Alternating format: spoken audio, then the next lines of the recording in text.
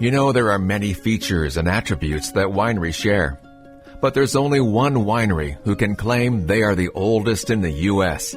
You're going to hear about that winery and how they are a leader in an important category on today's podcast, as I head out once again on the wine road. And I think that's wonderful about sustainability. It's really focused on long-term planning and long-term decisions that are going to benefit your employees, your community, your environment, and then your long-term financial success. She's Aly Wente. I was thrilled to finally sit down with a member of the Wente Vineyards family. I've been trying for quite a while. Why? Because not only are they one of the few families who have a grape clone named after them, they are the oldest continually run family winery in the U.S. In 2023, they're celebrating their 140th year. There's so much history and respectable innovation surrounding Wente Vineyards, based in Livermore, California, east of the San Francisco Bay Area. I told Aly I didn't know where to begin. So we chose to start at year one, 1883. Tell us about Carl Wente.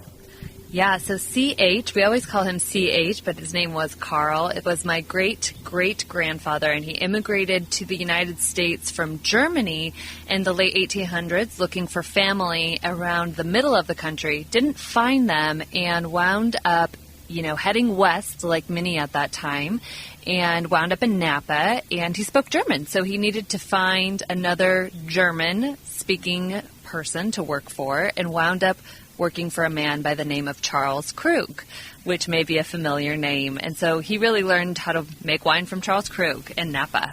And unlike Charles Krug, you guys have continued to operate your winery, and we'll get to that later.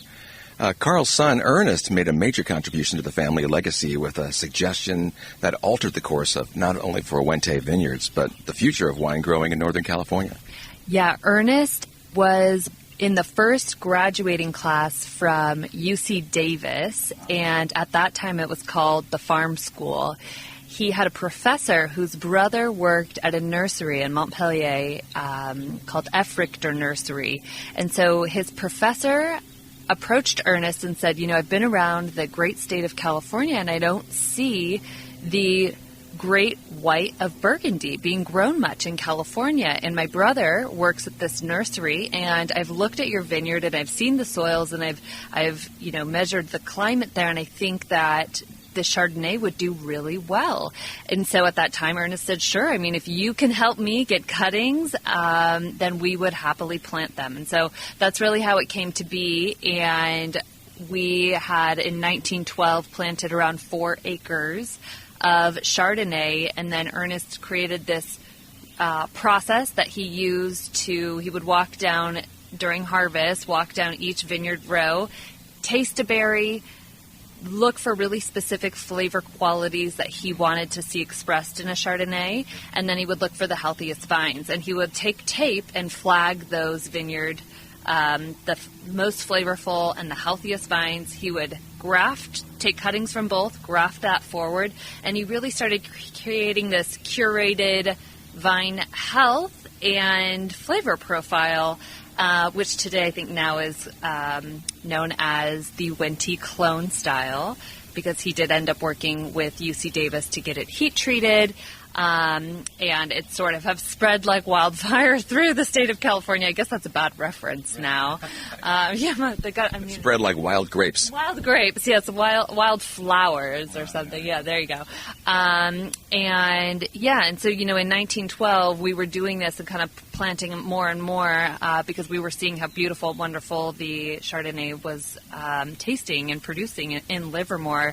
And it was much easier to come to our farm at that time than go to Europe yourself, and quite frankly, there really wasn't much planted. His professor was right. I think there was maybe around 3 other vineyards that had Chardonnay at that time. And so, for better or for worse, we have now become a really strong maker of Chardonnay and helped, I think, make Chardonnay what it is today in California.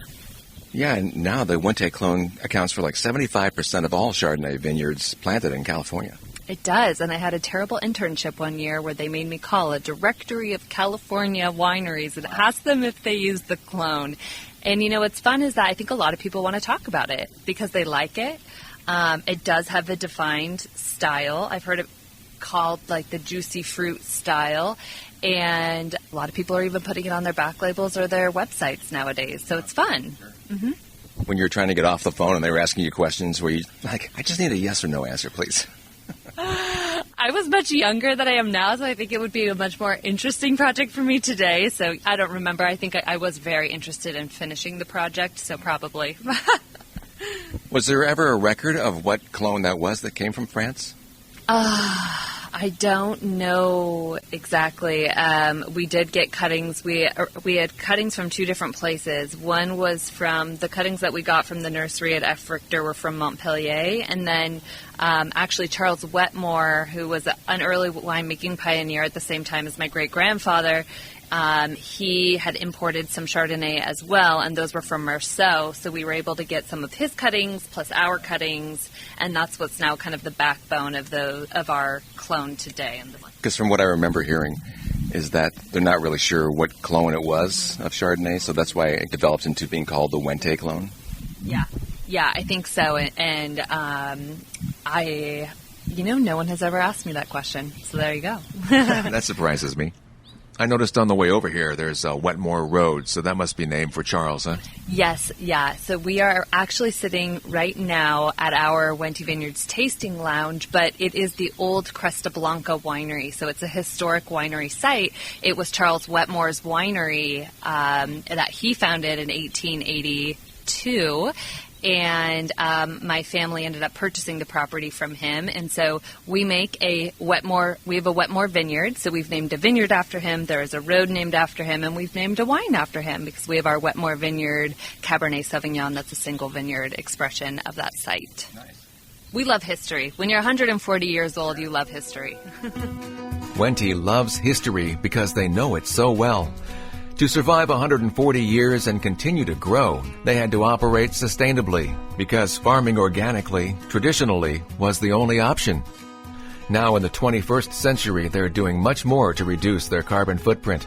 Aly and I will discuss a number of progressive initiatives they are incorporating into the family operations when I return in a moment. Life is made up of everyday moments. The best breakfast pancakes and bedtime stories, staying up too late and getting up too early. As your public power provider, we at Sonoma Clean Power thrive on sustaining everyday moments, and we do so with a clean energy future in mind. We know these moments are cherished forever. Together, we can protect today's moments and those yet to come. Learn how your actions can make an even greater impact at poweringeverydaymoments.org. I'm continuing now at Wente Vineyards. They're not just known for Chardonnay, but also being a leader in the ever-important field of sustainable business practices. And I say business practices because the family reaches well beyond sustainable farming by adopting revolutionary initiatives in a variety of ways. Yes, sustainability is really core, I would say, to our identity as an organization. It is a culture builder. It is a movement that everybody gets excited around and engages in, and so we really strongly believe in it. And I think it was Ernest who started it maybe from an environmental perspective. He always said to treat the land like a bank account. You can't just take out or you'll go broke. You have to invest and put money in because I think being a 5-generation run family business, you have to think about how you're going to pass down a viable business for the next generation. And he was very focused on making sure that his soils were in a good quality, that he would have a viable product for the next generation. And I think that's wonderful about sustainability. It's really focused on long-term planning and long-term decisions that are going to benefit your employees, your community, your environment that you're working in, and then your long-term financial success, which if you don't have long-term financial success, you quite frankly can't do any of these things. So yeah, we're pretty focused on it, and we have a bunch of new initiatives, and it's definitely a passion point, I'd say, for the 5th generation, which I'm a part of. Let's touch upon some of the initiatives you've taken on. I think it's a great idea because I wonder about this myself. It's the packaging refresh that you have undertaken. Yeah, we're trying to put the power in the consumer's hands to put their dollars where they want to. I think now we're seeing consumers care about not just the brand and how the brand fits with their identity, but they also care about the company behind the brand and what are your values and what do you stand for. And so with sustainability being such a huge value for our company, we really thought, well, how, we had our certified sustainable logo on the back of the bottle, but how many consumers are turning around the bottle, looking at the back, really inspired? I hear the millennials are doing that. Well, they are more they want to be educated and feel confident in their purchase for sure. But we thought, for those that aren't, let's put it on the front. So now we do note that we're a certified sustainable vineyard and winery on the front. So I think that's an important notation, is that we have 3,000 acres of vineyards that are all certified sustainable, and then our winery operation is also certified sustainable, and you don't have to be certified in both. And so there's not as many wineries that are certified in both, and so we're super proud of that. And then we ran a greenhouse gas audit in 2021. That was a Herculean effort. It takes a lot of data and time to really figure this out, and we hadn't done it before. And so if you're talking about sustainability and how you can make an impact and what's your baseline, well, we didn't know what our baseline was, and so that's a problem. After we ran that, we realized, and as we've heard it as an industry, is that packaging really is the number one contribution to your carbon emission output, and we wanted to take an effort to reduce that. And so we made a change, and we've moved our Wente Vineyards portfolio of wines into lightweight packaging, and that has made a reduction of almost 40%. Wow, that's impressive. And that includes bottle weight? Yes. So the bottle, the glass, and to be considered lightweight, it has to be 420 grams or lighter. And so many of our bottles are closer to 400 grams. Speaking of your self-imposed greenhouse gas audit, the results were excellent, weren't they? They were, yeah. So we emit about 1 kilogram of CO2 per liter, and I guess not a lot of people are willingly doing this audit, except if, there's a specific organization that requires companies to do the audit to get in. You have to have the baseline, and their average was 1.47. Ours is 1.0. Both really good. So I can't say where the actual industry average is at this point. So from a leader's perspective, they're at the 1.47, and ours is at 1. So yeah, we were, I don't want to say a little surprised, but kind of. If you've never measured your baseline, I don't think you're expecting it to be great. You're hoping. Yeah, you're hoping. Obviously, the goal then would be as close to zero as you possibly can be. But we're working on that with adjustments like we made to our glass. I don't remember what the measurement is in the larger scale, but I remember seeing the average is like 45,000 something, and you guys are like 10,000. Like 25% below average. Yeah, we are. So it's exciting. I'd say that there's still a lot more work to be done. Well, good on your family for thinking that way, because you could be like, okay, we're done. We achieved what we needed to do. No, that's not the goal. I really think the goal is to get as close to zero as possible, if not zero, but we'll see how that works out. That's a tough mission. I know a lot of people are kind of putting that as their mission. We haven't set an exact target yet of exactly what we want to do or how we want to get there, but we definitely have some ideas in the hopper for ways that we can continue to bring it down. And this Earth Month, this past month, you have been offsetting the company's footprint by planting trees with a relationship with the organization Ecology. Yes, we have. And I asked today, because I knew we'd be talking, and it looks like as of today, we have, I don't know that all the trees have been planted, but maybe funded the planting of 15,000 trees that will be planted globally. So they're kind of planted across the globe. Mm-hmm. And that was kind of based on bottle sales? Yes, it was, yeah. I also found it thoughtful that the business supports the health and wellness of your employees. Yeah, we recently onboarded a new health platform software called Better Health, which promotes employees to be able to speak to a wellness therapist. So you could use it for traditional therapy, family therapy, something for your children. So whatever your needs are. I think mental health and wellness has been a really big topic of recent years, and so that's a really exciting improvement. And then, family is really big for us, and so focusing on how we're supporting employees who want to start families. I know it sounds, when you're a small company or a small family-owned organization, you maybe don't have all the resources and tools that really large organizations have. And so it's making sure we're keeping the tip of our axe sharp. And, we now have paid parental leave, so same benefits for men and women to take fully paid leave when they're bringing new family members into the world, which I have a 1-year-old, so it was near and dear to my heart after going through it myself to make sure that we had a policy that really supported family members during this time. And did I see that you pay your employees to participate in nonprofit events as well, taking time off to do that?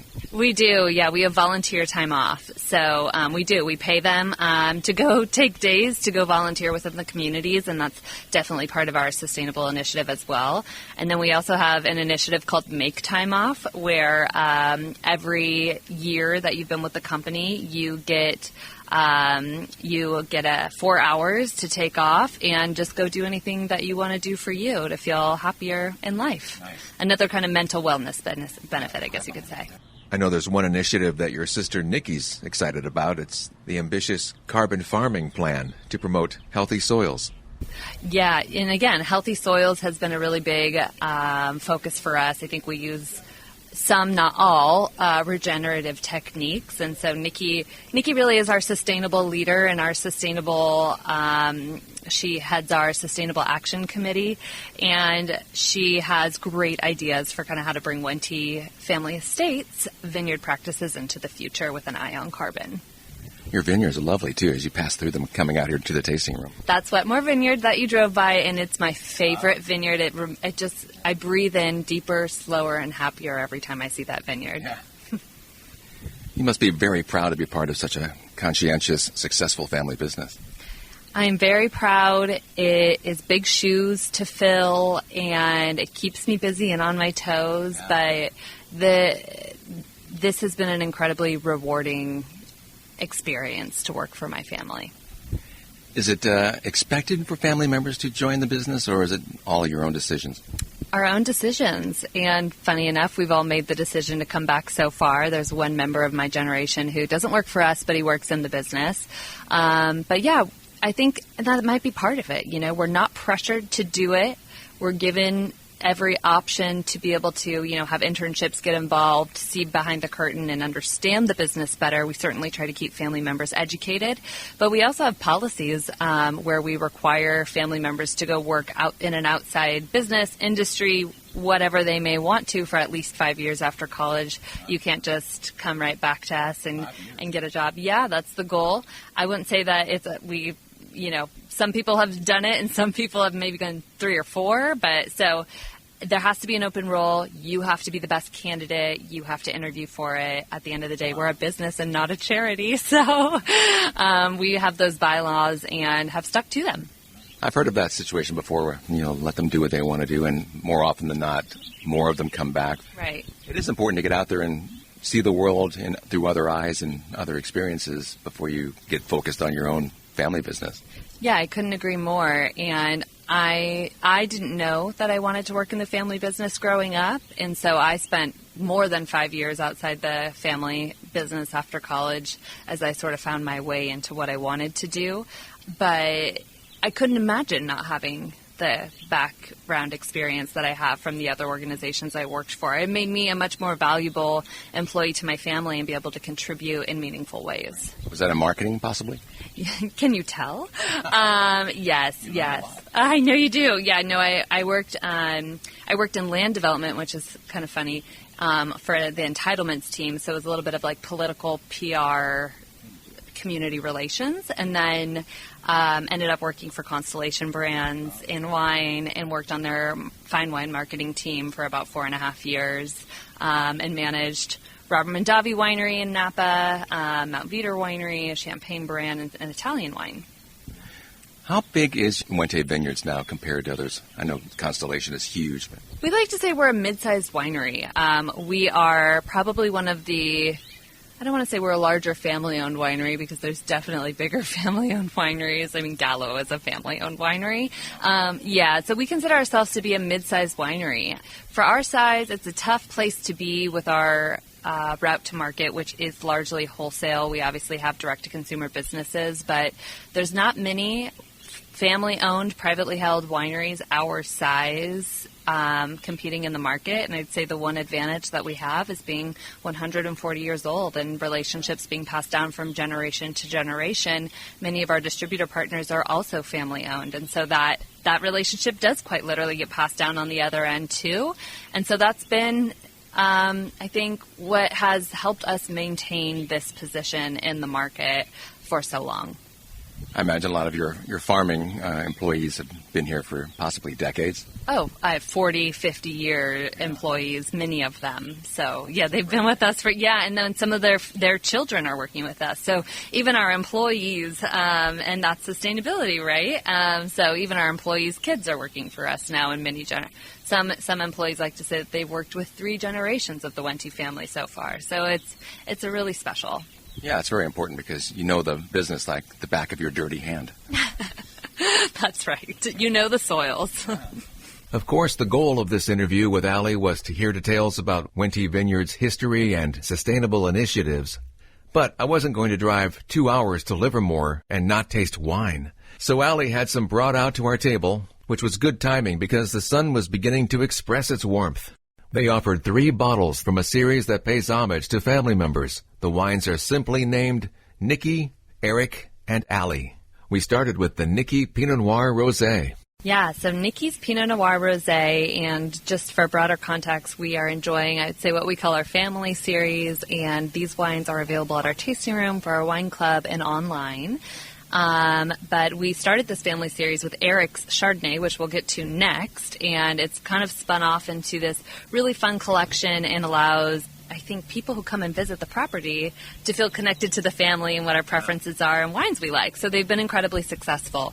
But Nikki's Pinot Noir Rosé is from our Riva Ranch vineyard in Arroyo Seco, Monterey, so really cool climate. It is really bright, beautiful, vibrant fruit and purity of fruit. I think we get a lot of we get a really complex and concentrated flavors in Arroyo Seco because it's such a cool region. It takes so long for the grapes to ripen there, and so all that extra time on the vine produces these really amazing flavor qualities.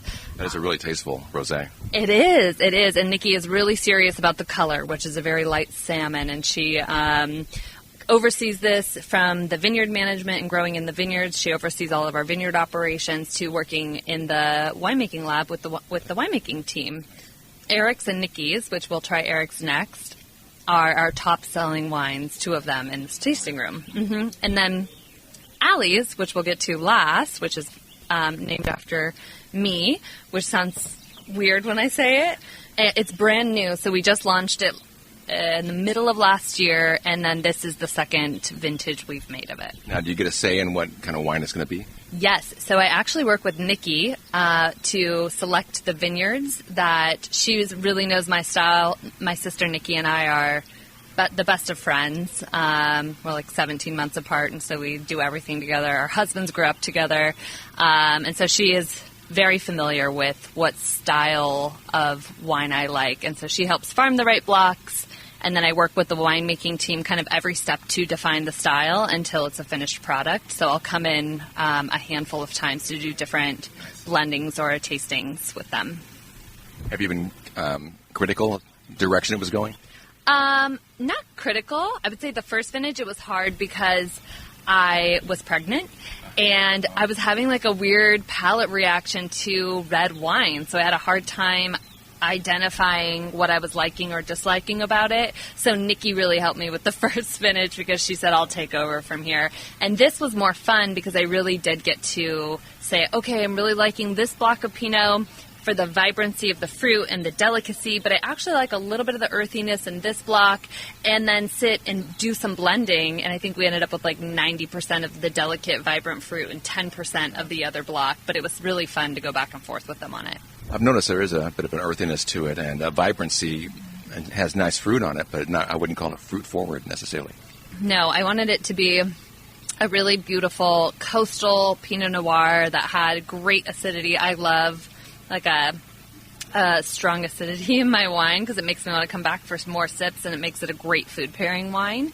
And so, it's really lovely and really balanced. If I'm not mistaken, I think I was reading something about how excited you guys were about this Monterey vineyard.